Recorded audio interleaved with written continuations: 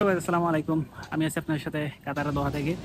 তো আজকে আমি ফ্লাই করতেছি কাতার থেকে ঢাকা। তো এখন আছি হামাদ ইন্টারন্যাশনাল এয়ারপোর্টের ভিতরে। তো চেকিংয়ের জন্য অপেক্ষা করতেছি। অবশেষে বোর্ডিং কার্ড পেয়ে গেছি। কাতারের বিমানবন্দর কেন বিশেষ করে আপনি এই জায়গাটা আসলে আজ করতে পারবেন, কারণ জাস্ট 5 সেকেন্ডে আপনার পাসপোর্টটা কপি করে আপনাকে এন্ট্রি দিয়ে দিবে। তো গাইস, অবশ্যই চেকিং শেষে চলে যাচ্ছি কাউন্টারের দিকে।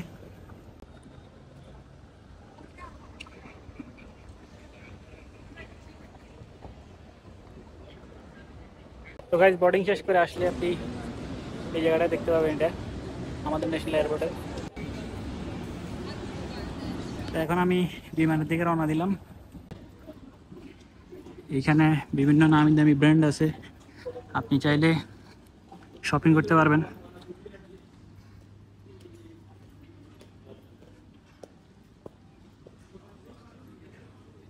আমার B10, আমি এখন সেদিকে যাব। তো গাইস, আপনার বোর্ডিংয়ে গেট নাম্বার দেওয়া থাকবে, সেই অনুযায়ী আপনি যাবেন।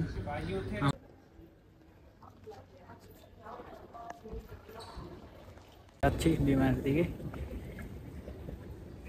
এই পাশে দেখতেছেন সবাই অপেক্ষা করতেছে।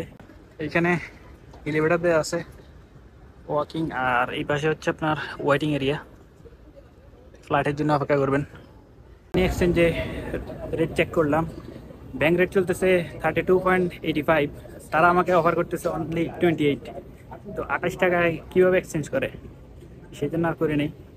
রিটার্ন একবারে লাস্টে। তো হাঁটতে হাঁটতে চলে আসছি অলরেডি কাছাকাছি। এখন বন্ধ আছে।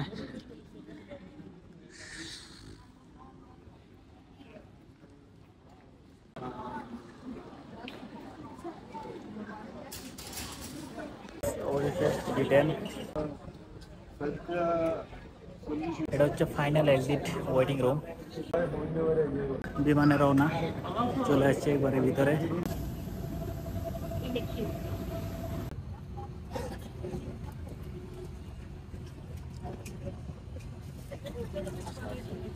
Member of the One World Alliance. After you have found your seat, please place your hand luggage in the overhead storage compartments or under the seat in front of you. Customers seated at emergency exits and front of the washroom. Thank you. সিটে বসার পর এই pillow, headphone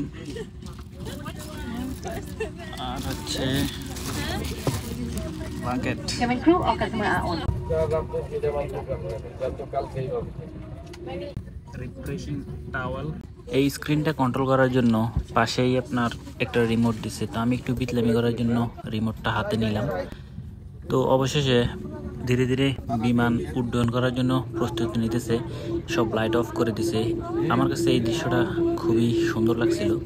আর সবচেয়ে disgusting বিষয় হচ্ছে আমাদের কিছু বাঙালি আছে, তারা মহিলা দেখলে মনে হয় নিজেকে কন্ট্রোল করতে পারে না, শুধু সারাক্ষণ পুরো সময়টা জুড়ে বকবক করে আসছিল।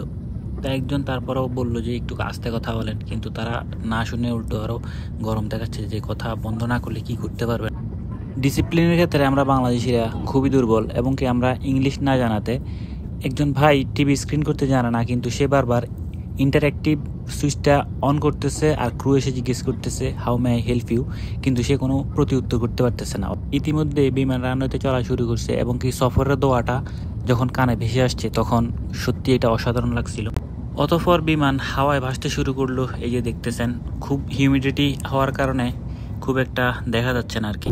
অতঃপর বিটলামি করে আবিষ্কার করতে সক্ষম হলাম যে টোটাল 42টার মতো মুভি এখানে আছে, সব মিলিয়ে হলিউড, বলিউড, অ্যারাবিক।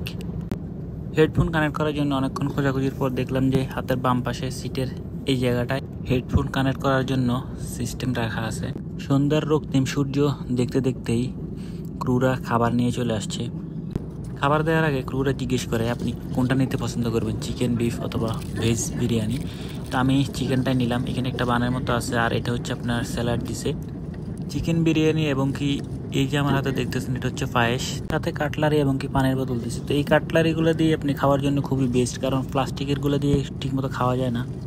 অতঃপর আমি খাওয়া শুরু করে দিচ্ছি। আমার হাতে দেখতেছেন যে স্যালাডটা, এটা আউটস্ট্যান্ডিং এবং কি খুবই সুস্বাদু। আপনারা যখন কাতারে যে ফ্লাই করবেন অবশ্যই এটা এই জিনিসটা ট্রাই করবেন।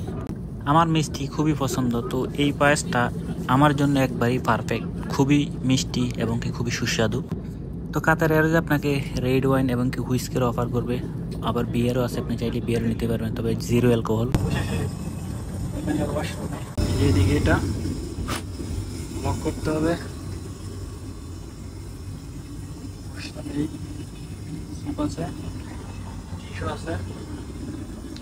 আর এই হচ্ছে ওয়াশরুম।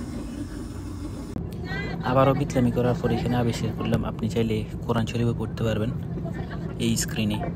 খাবার দাবার শেষে অবশেষে লাইট অফ করে দেওয়া হয়েছে, কিন্তু আমাদের কিছু চুল পাকনা বাঙালি বক বক করেই চলতেছে।